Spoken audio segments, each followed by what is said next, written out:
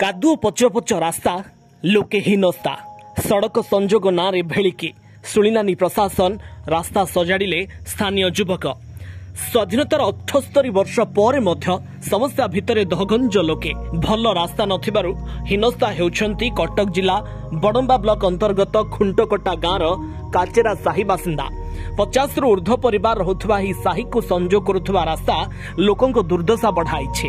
अन्य दिन अपेक्षा वर्षा दिने एही रास्ता अवस्था न कहिबा भल रास्ता रे जिबा आसिबा कष्टकर होई पड़िछि।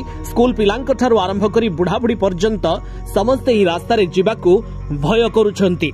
रास्ता समस्या नहीं अनेक बार लोके स्थानीय प्रशासन को जणाइथिले मध्य फल शून।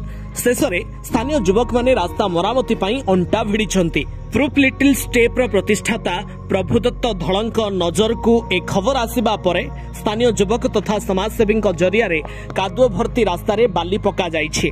रास्ता मरामती कामर दायित्व नैथिले काचेरा साहिर सुमन टुल्ला जदुमणि भली युव समाजसेवी। साहिर अन्य युवक माने मध्य कोडी कोदाल धरी रास्ता रे बाली पकाइछंती। एबे रास्ता रे जिबा आसिबा सहज होइछे। हेले प्रशासन निकट रे दाबी करिसंती काचेरा साही बासिंदा भल रास्ता पई स्थानीय प्रशासन को गुहारी मध्य करिसंती।